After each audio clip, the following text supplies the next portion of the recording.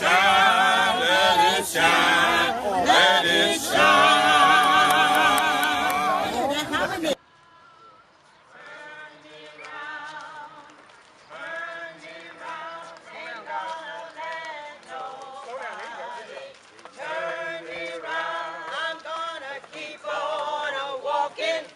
Keep on a-talking, marching up to freedom land.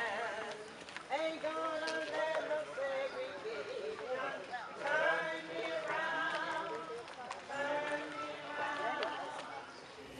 On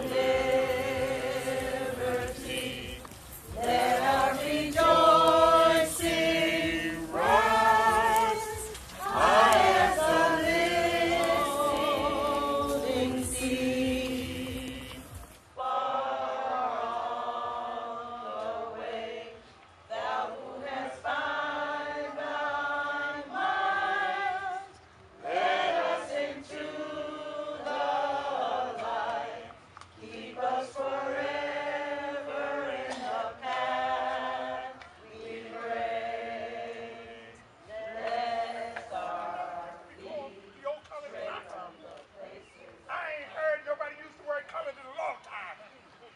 but they used to call it the old colored plot. And it was renamed the African American Burial Ground. That said a lot. And every year the kids come out and clean it up and get it ready for us. Because tonight we're going to do something different. Because it's not all about just the ones laying here dead. It's about the ones who's here trying to keep us alive. Trying to make sure we remain in people's minds. Because people can forget things easy. But let me tell you about Moses just for a moment. And let me tell you something. I got a marker over there. They put the marker down in 2009, even though I died in 1909. Okay? Because all of a sudden they dusted me off and they decided to honor me. And what an honor it is to be here and to be a part of this. But let me tell you what I did. When I got here, and I got an opportunity to do something. Somebody saw something in me and said, Moses, you're somebody and you're going to do something. And what I did was I said, I'm with you. And all of a sudden, my life took off. And I became something special. Every morning I woke them up, them old young guys at Union, I woke them up, told them, get up, because you got an education to get. Because I came from a land where they didn't even allow me to read or write. And you don't know how precious that is, to be able to have something that you can say, I know something. Because somebody wants to make you believe you can't even learn nothing. Why you gotta stop and why you gotta make it happen for yourself? And I'm talking because we got some young kids up in here. And sometimes these young kids don't even understand what's really going on. Because I watch them from the grave. They get scared and spooked out. They don't know how to handle it. But I'm here to let them know that it's important. Them being here is important. This is holy ground. We honor it. It's hallowed. Wasn't only hallowed. You understand that from the beginning? African people, the first people on this planet from Africa, spread civilization in the spirit of oneness. What we'll do is this cup is the Kikuwome Cha Moni, the unity cup. Tambiko is pouring of the spirits to our ancestors. And we do the Tamshi La Tambiko, which is the libation statement. We say Ashe. Everybody say Ashe. Ashe. Okay, so be it. We're saying that You're a little down. Ashe. to our ancestors. Ashe. Annie Jones. Ashe. Ashe. Ashe. Theo Simpkins. Ashe. William Hyman. Ashe. Ashe. Ashe.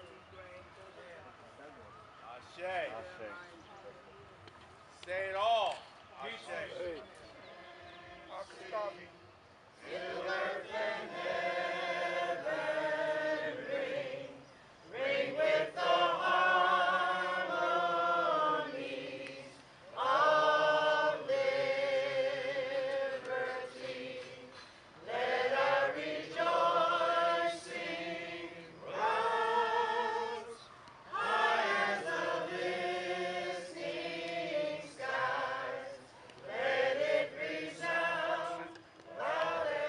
And the workshop dealt with something of Schenectady. That's all I saw on the thing, Schenectady.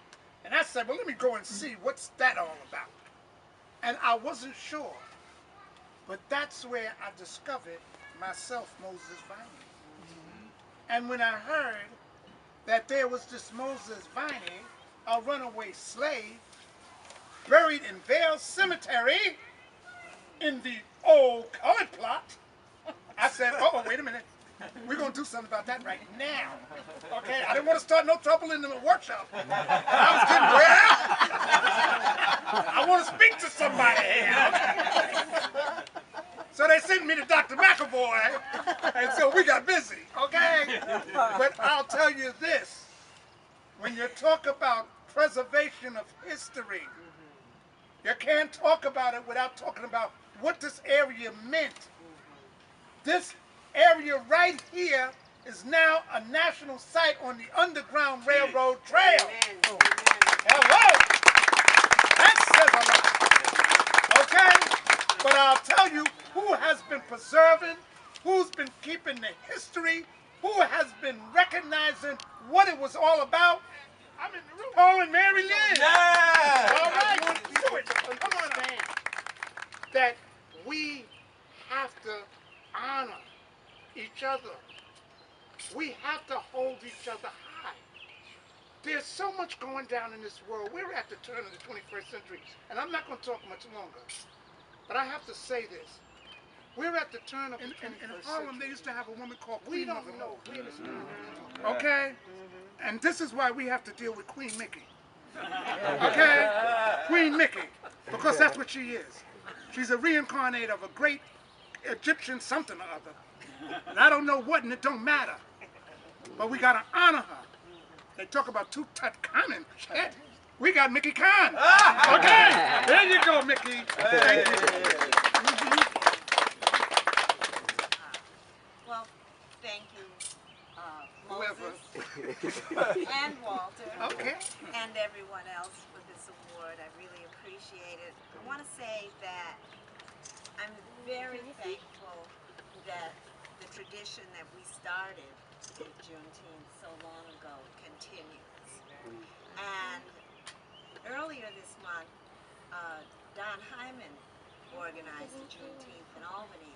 And I said, you know, I'm beginning to feel a little bit like Johnny Appleseed with little Juneteenths popping up all over the place. And I realized that even though I was sad that Schenectady didn't have the Juneteenth like we used to have, that to see all these little Juneteenths popping up all over the place was a wonderful thing. It meant that people got it and they understood. And when we first started Juneteenth, nobody knew what it was in this area.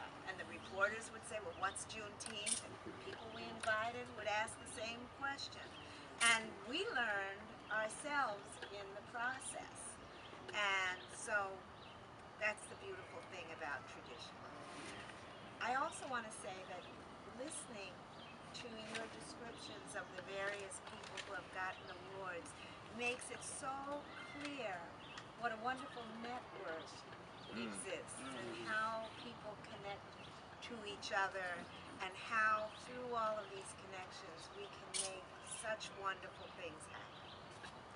And I may be gone from my previous position, but I think it's like the gestation to see what happens next. I have tasks that I'm working on right now. Many of you know I'm taking care of my mom and dad, but it's also a time of looking inside and seeing, okay, so I think I'm on my 4th adulthood, so I have to see what the 5th adulthood is going to bring, what that will be like. But thank you for this, and bless all of you. Slaves who, in the town of Colony, were discovered, the remains were discovered through a community project. And the love and the coming together of community there this evening and tomorrow at St. Agnes Cemetery, the diversity that was expressing itself as one, reminds us that there is this continual churning and stretching and learning of who we are as a people. There's no denying there was gross injustice that came by the way of slavery, where a people was held back. Their voices were suppressed, if not suffocated, and that their rights were not honored. The beauty of our history is that we can, most importantly, we honor the fact that within this nation, we have the potential that has often been embraced to turn injustice around. We learned from very painful lessons that was to be the case, that was the essential need out there. When we think of us as a compilation of journeys, where many people chose to come here to escape suppression of their human rights, where there were those who fled in fear from situations, and where there were those who were held in bondage against their free will that were brought here. It is a compilation again of journeys that finds us for what here. they did to bring us to where we are today. I'm also here to honor Jared Jackson and other men of color who served in the Civil War, the Union ranks, because the Union forces was losing the war to the South. We end up in March 1862. There was a bill passed on President Abraham Lincoln calling for him to end slavery in all federal jurisdictions. That was Washington, D.C. and Florida. In April, President Lincoln began to call together different groups to get input because his primary concern was the preservation of the Union at all costs.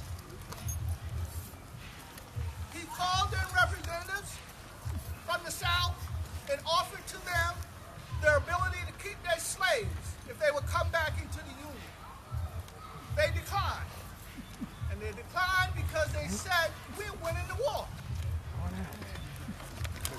So then he called in representatives from the black community, including up here, Schenectady, Troy, and Albany, and had to sit down with them and try to convince them to leave the United States. Good evening. My name is Sean Anthony Sundown. Nice to meet you all. I represent the 26th USCT, United States Colored Troops fought during the Civil War, started in 1864.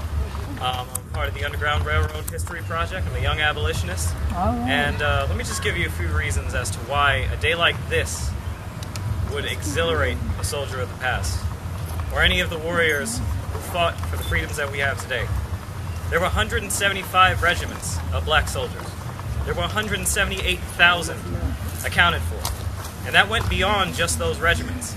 Each family was a regiment. And each woman and child who marched with their father or husband or brother was more than just a soldier. They were all warriors. All right? Today, we celebrate our emancipation from slavery. We celebrate the end of slavery across this nation. And that would have meant more to than just soldiers of the Civil War. Over 5,000 men fought for their freedom in the Revolutionary War. And even though their families fought with them, their families marched with them. This day would have meant the world to them, and it should to us as well. Now, the mind of a soldier is ever weary. He's always looking for further victories every day, and we should as well. Each step we take should be in that path. we should keep that mark on with us as we live. And so celebrations like today should be joyous. Though there were those who died, we still celebrate, we still speak their name, and we still remember them well. And we should always keep that going. This fight does not end with our grandparents, our parents, myself, my children, or their grandchildren. It keeps going. And we must keep fighting on and seeking future victories. So, I guess it's kind of short, but that's what a day like this means to me. Last year, I want to thank you very when much. I was here, that's what had just happened. So let's not forget them.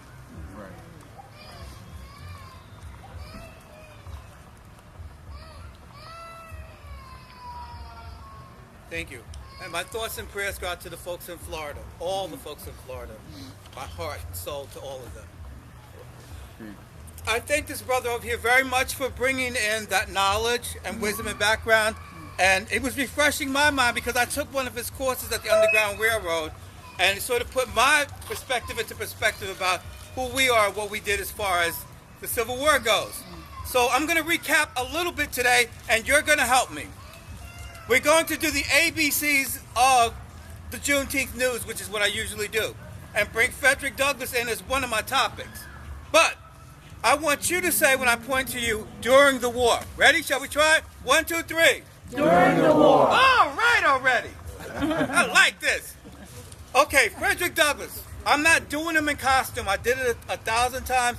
Tonight I'm doing Frederick Douglass under the Juneteenth news catalog and connect the burial, the soldiers, and what this brother talked about. It's going to all come together tonight. Thank you, Moses. Go right ahead. Okay, with your permission.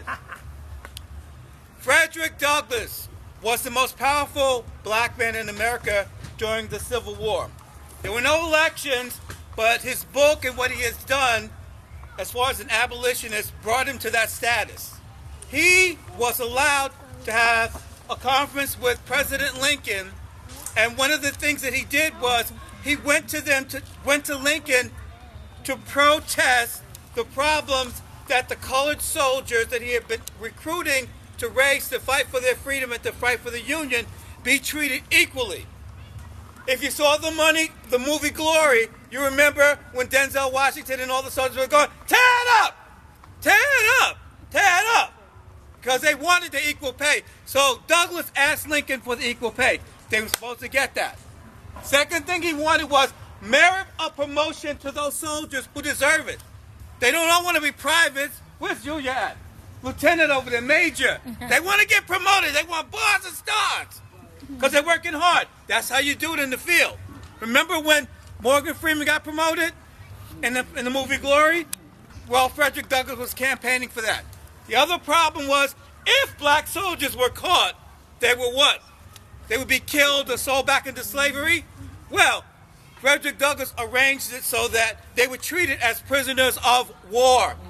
Okay? And Lincoln was saying something to the terms of, you're going to do this to our Union soldiers, whether they're black or white, we'll do the same thing to 10 of your Confederate soldiers. So those were some of the things that Frederick Douglass fought for the colored soldiers. Okay. Not only that, 3 of his sons served in the 54th Massachusetts they talked about. So he had a family connection to make all of that happen. But remember, between 1861 and 1865, that wasn't the end of the story. 1, 2, 3. What did I say you got to do? During the war. During the war. During the war. In Charleston, South Carolina, there was, the last year, you know about this, a racetrack that was set up as an outdoor prison. And they kept black soldiers there. And remember, it's an outdoor prison. So when he talked about 200,000 soldiers, black soldiers serving, 40,000, we talk about a certain number of them, excuse me, a certain number of them died in battle, about 10,000. But the majority of them in that death group died from infection and disease and exposure. Remember, modern medicine as we know it today really begins around the Civil War. Okay? When you get a break a leg or you get a cut today or whatever, or hurt, the main thing that will kill you would be the infection. So we have all these antibiotics and things that we didn't have in those days. So that took a lot of people out from their wounds getting infected, so on and so forth. How many nurses or medicine people in here? Anyway, there was a mass grave dug and they were all thrown in there, no name. The only things, they all were black. After the war was over, and I'm going to go back to this. Today when we lined up, thank you, who did you have in the front of the line? Children. When they had this dedication, 28 black men in South Carolina went in to that racetrack and dug up those soldiers, and they reinterred them, dug a fence around them. I'm thinking about the same spirit when Walter with these students came out here to do what they had to do. They not only reinterred them, but then on May 1st, 1865, they had a march with not one, not two, not three, but 10,000 people marched to the racetrack. And what they did was they had, are you ready for this? 3,000 school children. This is what the New York Tribune reports. 3,000 school children carrying arms of roses to put on the graves of those black soldiers that were being reinterred. Behind them were a lot of thousands of black women carrying what? Flowers and wreaths to put on the graves. Behind them, some black men from that area marching, and then those different units that this brother talked about marching behind them. After they made their procession into the racetrack and went around them, they put a sign up that was called Martyrs of the Racecourse. After the ceremony, excuse me, what we now call Memorial Day is attributed back to that first ceremony on May 1st, 1865. Every year when Memorial Day comes by, everybody wants to have picnics. Nobody knows why we really have it. But it's really African Americans after the Civil War that start what we know as Memorial Day, which was then called what? Decoration Day. Okay? So, during, 1, 2, 3, I got to point to you again. Ready? During the war. Last but not least, I'm going to bring it home. Come on up here, Moses. During the war, Union soldiers took over part of North Carolina. And in that area that they took over, there were 10,000 slaves living. When they escaped, they came to this area that was the military zone, and they stayed with the soldiers. And after the soldiers left, they stayed there, and they formed what was called Freedom Hill. On Freedom Hill, they stay there, and what happens is this. They form their own stores, businesses, schools, colleges, cemeteries, and it becomes the colored cemetery for what's going to become the first and oldest black town in the United States. That black town will be named Princeville after Turner Prince, who's one of the original settlers there. He's a carpenter. What happens, that first black town is by 1885, they're the first black town, but all of these people, the African Americans, that community, are buried there. And what happens is, in 1999, anybody read the newspaper? Those same ex-slaves who came with the Union soldiers, their graves, they're covered in water for 2 weeks on a flood. And a lot of those bodies are what? They rise up. So they have a team that comes in that has to collect them. And when they reinterred them, they had to call people from that community to identify them by what they were wearing. They took pictures and everything. And that was a big thing for them to do. One of the people that they put back there was a young man that was a cousin of mine. His last name happened to be Hyman, like mine. But he was put there with other Hymans, like William Hyman, my great-grandfather, and his father, my great-great-grandfather, Levi Hyman, who was born in Princeville, the town that's the oldest town in America that blacks started. He was born in 1866, the first one that was born free. So, if you go to that grave site there, you'll find my legacy and my family there. So, tomorrow when we have to go and put those people back in the ground and inter them, I no longer find cemeteries, thanks to what Walter and some other people are doing, as places to go just for sadness. But they now, to me, are more like museums of our history, because they keep our legacy there and intact. So for some strange reason, this weekend, I'm losing my voice because there's so much going on. Okay, baby, I'll be back. I'm like the Terminator, okay? The Hymenator will be back. So we have to look at, it's the Civil War theme, but altogether, when you look at it, it's more of a community celebrating their legacy and coming back to their roots and bringing it all together, but not just a few individuals. We have school children, we have churches, we have schools, all the 9. Okay? And we're here in 2016. What does that tell us? We can do it. We can do it. Now, I'd love for Westoria Poole, my deacon that I love, to come up and lead us with this little light of mine as we close it down. And remember, afterwards, they're preparing us for an ice cream social. So we're going to have some nice stuff to eat. Okay? Come on up. Center, Community Fathers, of course, headed by Brother Walter Simpkins and Brother William Rivas. Here to recite something from Frederick Douglass. Pay close attention. It's titled No Progress Without Struggle. Louder. No, I'll raise my voice. Okay. Come closer. Power concedes nothing without a demand. It never has, and it never will. Show the exact amount of injustice that people will tolerate, and it will continue until it's resisted with words, or with blows, or with both. The limits of tyrants are prescribed by those whom they terrorize. And I say again, the limits of tyrants are prescribed by those whom they terrorize. Frederick Douglass, 1849. There are different types of celebrations, not just a parade or music or food, but it's been spread out through the weekend that there's different types of celebrations of Juneteenth. It's called the Juneteenth King Fest. So if you happen to be in Harlem, I did say Harlem, not Harvard. There is a difference, a big difference, you know? You can check some of those things out. Now, believe it or not, when it started back in 1865, Reverend Jack Yates, who was a slave himself, was living in Houston, and his church got together to raise the money to buy the land, which became Emancipation Park, which is still there today. And they hold Juneteenth celebrations. That's important that we know that the first Juneteenth celebration in Houston, Texas, they still have it, that the people bought the land for the park for the specific purpose of having a Juneteenth celebration. Okay, that's very important. Now, as you look around the nation, this weekend, it seems to all, certain things are pretty Hawaii about the Juneteenth. They're having the, you ready?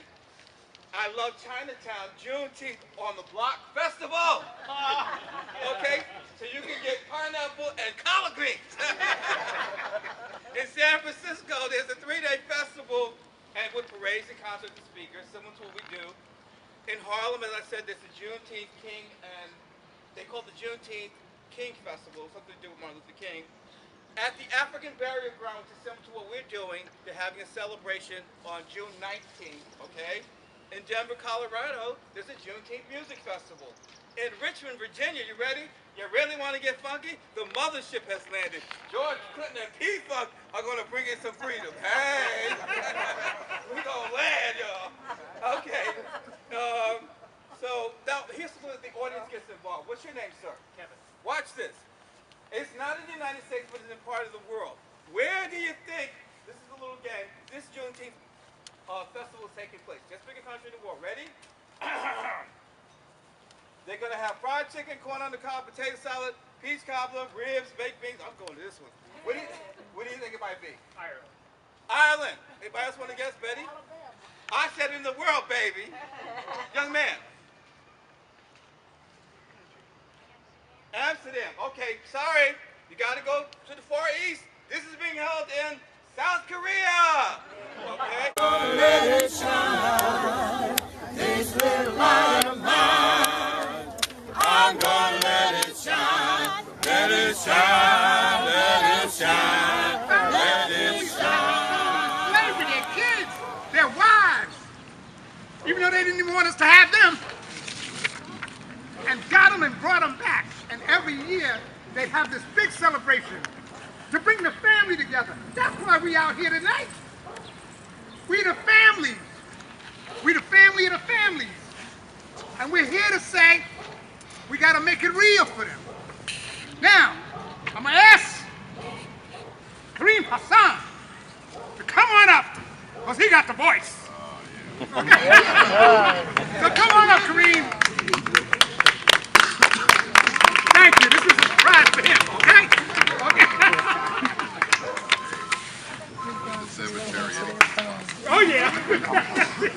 Okay, I just wanted to say just real quick that, as Walter said, the Emancipation Proclamation was January 1st of 1863.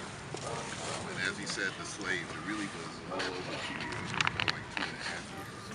They finally were able. Those who have died have never, never left. The dead are not under the earth. They are in the rustling trees. They are in the groaning woods. They are in the crying grass. They are in the moaning rocks. The dead are not under the earth. Hello, my name is Evelyn Keneally King, and I am the project manager for the Schuyler Flats Vale project. And this is my granddaughter. Vale Carter, the flower girl. Yes. Yes, June 18th was very special to me because as the project manager for the Schuyler Flats Vale project, it was the day that I really felt really fulfilled in my heart and my soul that my African ancestors, the 14 individuals that were buried at St. Agnes Cemetery, they were put to rest.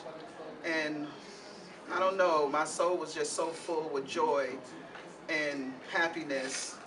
I just really felt wonderful that day that I was the one chosen. It was my mission.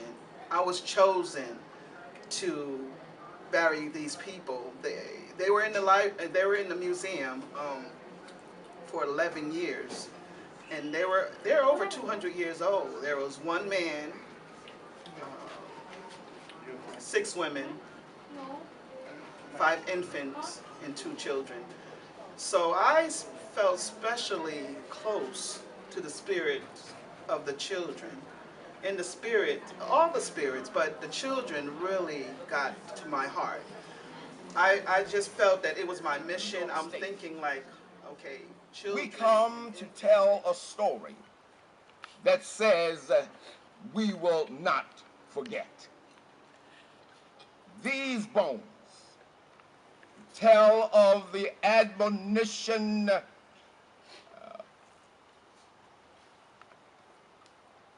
of an institution, the abolishment of an institution in its best attire that possibly could be presented is but a hateful monster. From its first introduction to the present time, it is the scourge of heaven. In whatever form we behold it, its origin is the very offspring of hell. These are not the bones of slaves, but the memories of husbands, wives, sisters and brothers, sons and daughters and parents, torn from the bosom of Mother Africa, parted to meet no more, until they were consigned to the kinder slumber of death. And while we pause and wonder at the contradictory sentiments held forth by those that some in our nation, and contrast its profession and practice, we embrace this opportunity to join with those past and present who sought and are still seeking triumph of justice and humanity over oppression and slavery. We bury these bones, but we do not bury our weary years. They have brought us to a place for which our mothers and fathers of Soweto in Mississippi and Alabama and New York have sighed. We bury these bones, but we do not bury our silent tears. Proud or high of a passerby, all that my yearning spirit craves is bury me not in a land of slaves. Eternal God, for this time you have given us to be together, help us to remember and never forget. For somewhere we read, as long as you remember someone, they never die. And so we pray that this gathering will be more than just a gathering, but this gathering will be a time where we can heal the memories and commit ourselves to responding that slavery and oppression will never happen on these shores again. We pray this prayer in the matchless name of He who is our Christ. Danielle Charleston. I also go by Danielle Collin my middle Yeah, name. no, I'm on the committee. I am an artist. I was one of the artists that was privileged to make one of the containers for the burial project. It's been a enlightening and very emotional experience for me. Because I've studied my history, but it's very rare that you're able to give back to the history that you've learned and give back to ancestors who you have this knowledge about, either through what you studied or through family or what your idea of heritage is. But to give back to those people who come before you is something that's very rare. So I was very privileged to be part of this project, and I'm very happy and pleased that I was able to create something of value to these people who endured so much. So how do you feel, what was the connections that you made by designing and decoring your container Well, as an artist? As an artist, I really wanted to connect them back to Africa. After all, that's where they came from. And some of them came directly from Africa. The slave trade hadn't ended before they arrived here. So for them to come all the way from there, I wanted to make sure the continent of Africa was somewhere on the container so I could return them home. After all, we had to incorporate Sankofa. Sankofa is, to remember what you have forgotten. It's a remembrance. It's a going back for what you've forgotten. So I wanted them to be able to go home. We have this thing in the Black community when there's a funeral, we don't really call it a funeral. We call it a homegoing. Celebration. So what I really wanted to do was, do a homegoing through this container. The container was sending this person home, and home is Africa. And then I also want to make sure all of the slaves were represented on the container because they're together. They were found together. They existed in this time together, and they were the only family that they knew, given that they've been separated from their actual family. So I wanted them to be able to just to go home together. So I had 14 birds on the container flying into the sunset. I had a baobab tree. A baobab tree typically grows in Madagascar. A couple of slaves came from Madagascar. And then I had 14 shadows in the bark of the tree to literally be like a family tree, and then a Sankofa bird sitting in one of the branches. So it was really important for me to get this idea of family, this idea of reunion, this idea of going home, and an idea of freedom. The birds flying into the sunset is the most free kind of image I could think of. Those wings when they spread. Yes, spreading their wings and just flying into the sunset. With life and respect and Woodworker and designer. So, oh God, we bless your name. We pray your blessing on all under the sound of my voice. But we thank you for the lives those who were enslaved, those who were brought against their will. But we thank you, God, that they carried with them a spirit of survival, a spirit of perseverance. While they died in an enslaved state, they now rest from that labor and have received the greatest of all rewards. They've left a legacy. Those of us who stand on the banks of Jordan bid them adieu. We commit ourselves to remembering the lives of a brother and a sister, remembering the lives of a mother and a daughter, remembering the lives of a father, remembering the lives of a fellow human being. Bless now our efforts to continue to labor, to work assiduously for the removal of all forms of NWA, the oppression Northeastern Woodworkers, and hatred.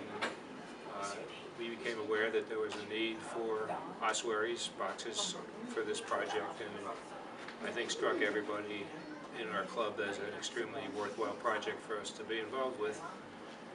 And we knew there was a need for more boxes than just the ones we would make, so we, in addition, made some simple boxes for some of the artists who had very good graphic skills, but not necessarily the ability to build something. So we contributed actually, I think, 5 boxes that were decorated by other artists, as well as several boxes that were built to a design that I developed. And it was just, I think, one of the best things I've ever been involved with, and I was very, very proud to be part of it, especially at the burial service when we saw all the boxes together and all the people that came out to So you made a honor real these connections. people. Definitely, definitely. Yes. Okay. My name's Ida Pagano. I was lucky enough to get one of the boxes that George and the Woodworkers Association made because I'm very woodworking challenged. The whole process of coming up with the idea for the box, and painting, decorating it, all that was very, very interesting and very, very nice overall. I went and I was lucky enough to go and see the bones of the person who got interred, put into my box, and it was one of the infants with Lisa Anderson.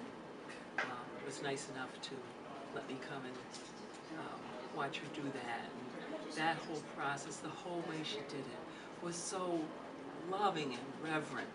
I don't know if you've heard this yet or not, but in each of the boxes, the Woodworking Association made, what do they call them? Comfort birds. Comfort birds. They're just a small, very simple carving of a bird, and they're meant to work as a worry stone, but we offered them to this project as a token of peace and comfort to the souls that have been disturbed. And Lisa put one of those birds into each box. She also, I don't recall where she said she got them from, but she got reproductions of old-fashioned, like, safety pins, which looked like a straight pin to me, and into each of the bones, as they got wrapped up, she put one of those pins in, and she wrapped it with beautiful ribbon. It was so nice, and it's something that you wouldn't know if you hadn't gone to see it be done.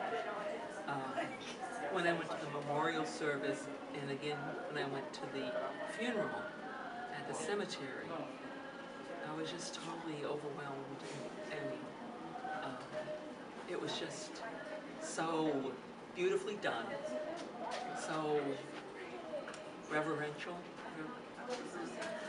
so respectful. Such a nice tribute. Yeah. And I think everyone there really felt quite a connection. It was wonderful. Well, thanks for sharing that, that the token of love, I would say, with the birds. That was your way. You said that it was reference to. Well, my carving club makes them, and we give them to hospice and to wounded warriors. Okay. And they work like a worry stone, but again, in this case, it was meant as a sort of a symbolic token of comfort to these unknown souls. And it was really our pleasure to do that. I think it was everybody's pleasure to be involved. And I have to say, Ida poured her heart and soul into the box that she painted. And describe your box. My box container.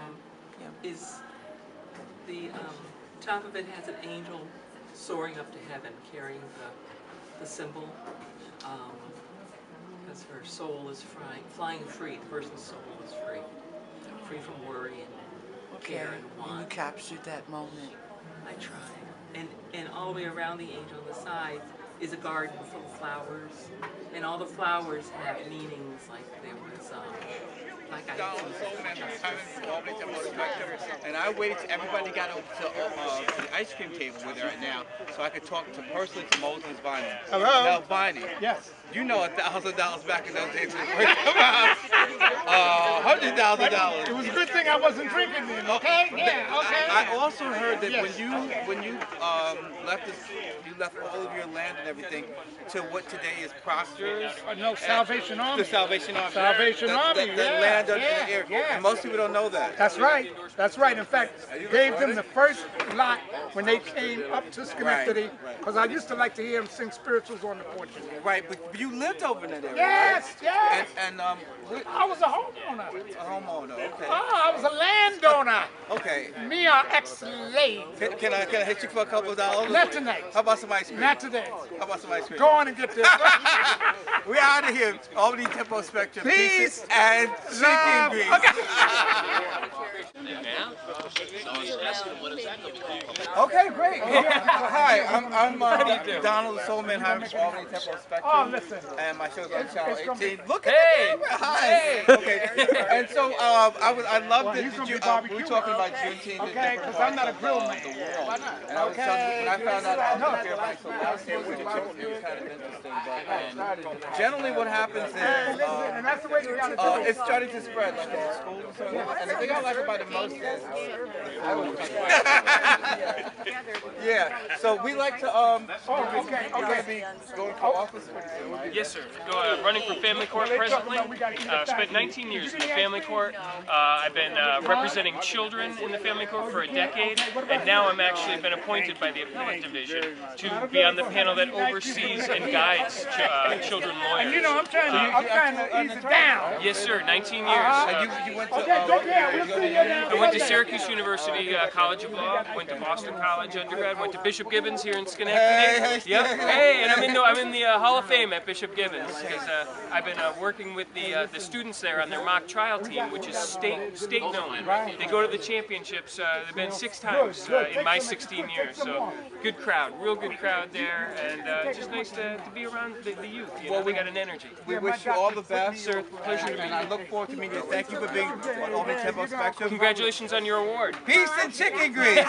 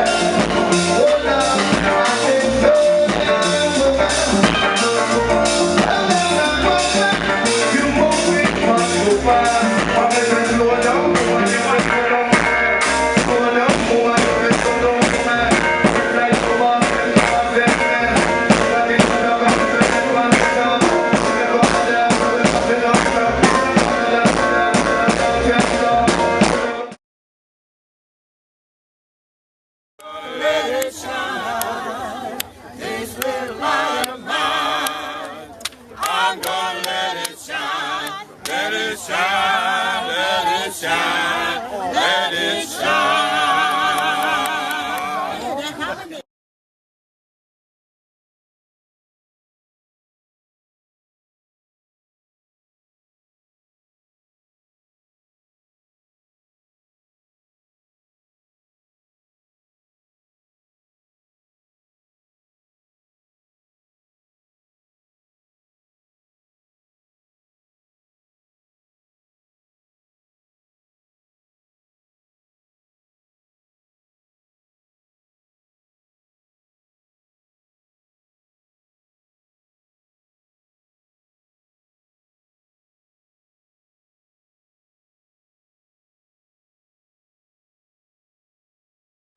Found their families that had been sold into slavery, their kids, their wives, even though they didn't even want us to have them, and got them and brought them back. And every year, they'd have this big celebration to bring the family together. That's why we out here tonight.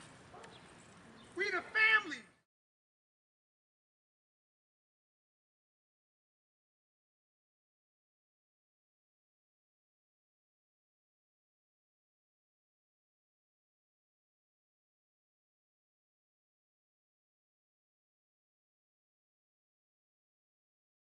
Celebration of Juneteenth. It's called the Juneteenth King Fest.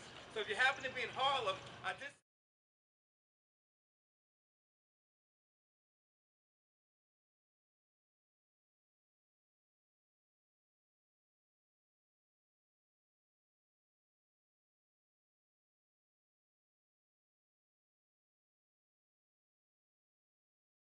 Union College, Chester Arthur, the things there's just so much history, but if we don't chronicle it, it'll be changed, it'll be diluted throughout the years.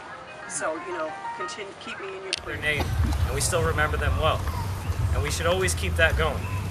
This fight does not end with our grandparents, or parents, myself, my children, or their grandchildren.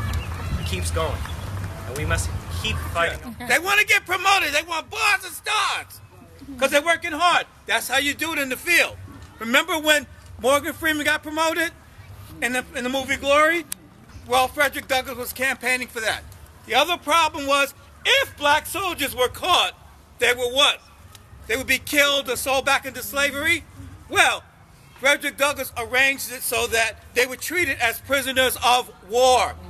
Okay, and Lincoln was saying something to the terms of, you're going to do this to our Union soldiers, whether they're black or white, we'll do the same thing to 10 of your Confederate soldiers. So those were some of the things that Frederick Douglass fought for the colored soldiers. The amount of injustice that people will tolerate, and it will continue until it's resisted with words, or with blows, or with both. The limits of tyrants are prescribed by those whom they terrorize. And I say again, the limits of tyrants are prescribed by those whom they terrorize. Frederick Douglass, 1849. We're going to find out if this is Donald Soulman from Albany Temple Spectrum, and I waited till everybody got over to the ice cream table where they're at now, so I could talk personally to Moses Bonnie. Hello? Now, Bonnie. Yes. You know $1,000 back in those days was worth about $100,000. It was a good thing I wasn't drinking then, okay? Yeah, okay. I also heard that when you left all of your land and everything to what? Young Little John, Ashe. Walter Simcoe Sr. Ashe. Annie Jones. Ashe. Ashe.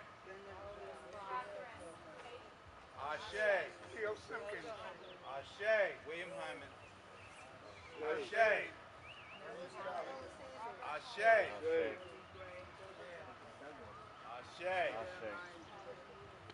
Say it all. Ashe. Marcus Garvey. Ashe. Ashe. Because I watch them from the grave. They get scared and spooked out. They don't know how to handle it. But I'm here to let them know that it's important. Them being here is important. This is holy ground. We honor it. It's hallowed. Wasn't only hallowed,